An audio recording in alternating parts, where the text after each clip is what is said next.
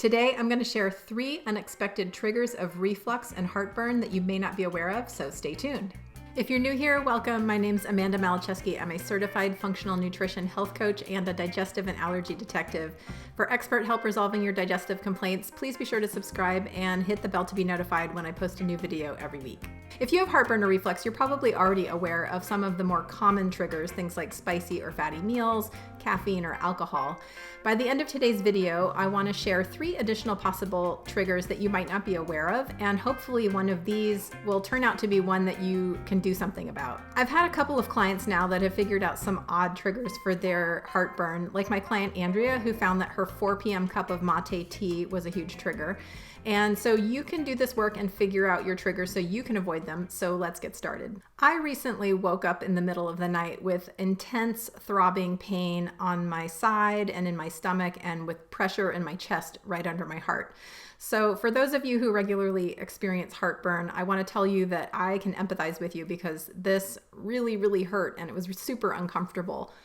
And for me, the trigger was a spicy, fatty meal. I don't usually have heartburn. And I kind of got it back under control using my favorite little tips and tricks about heartburn, including baking soda and DGL and a little bit of extra apple cider vinegar use over the next couple days. And if you need a few more of those tips, I do have an earlier video called Natural Fast Heartburn Relief Tips. I'll leave a link for that below this video. So I'm sure that you're aware of your most common triggers, but I want to share a couple that may not be on your radar. The first trigger is low stomach acid. And for a lot of us, this is a little bit counterintuitive because heartburn is the experience of stomach acid and stomach contents being in the esophagus and burning the inside of the esophagus, right? So how could low stomach acid be the problem? The trick is that low stomach acid can make the valve that holds the stomach closed in between the esophagus and the stomach a little bit lazy. So one way to increase the ability of this sphincter to stay closed and keep our stomach contents from refluxing up into our esophagus is to make sure that we have adequate stomach acid.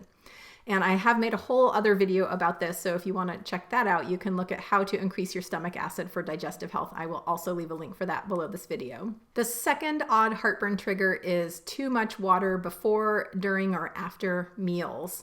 When you get ready to eat and you smell the food and you start thinking about eating, your body starts secreting stomach acid and also digestive enzymes to get your body ready to do the digestion work.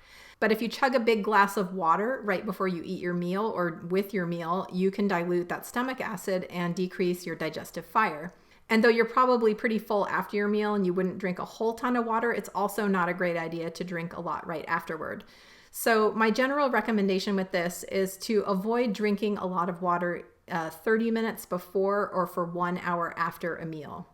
You can drink a little bit. I think a reasonable guideline might be, about a cup of water through that time period, but otherwise let your body do the digestive hard work and avoid water. And while we're on the topic of water, ice cold water or ice water can also just be a trigger for heartburn and reflux. So maybe avoid the ice water with your meals as well. The third odd trigger, which surprises me how many people haven't heard of this or thought of this when they come in to see me as a private client, is an H. pylori infection. H. pylori is a bacteria that can take up residence in your stomach, and it doesn't really like the full acidity of the stomach. And so by way of how it burrows into the stomach lining, it can impact the ability of the stomach to make stomach acid. And then if the stomach acid level drops enough, this then can lead to that weakened sphincter between the stomach and the esophagus, like we talked about in the first trigger. And this also can have a lot of other consequences for your digestion downstream. This can cause sluggish bile flow from your gallbladder. It can lead to low absorption of vitamin B12 and iron, leading to anemia. And it can also leave you vulnerable to other types of GI infections. So if you have chronic reflux or heartburn, please talk to your doctor or someone like me about getting screened for H. pylori to make sure that it's not there.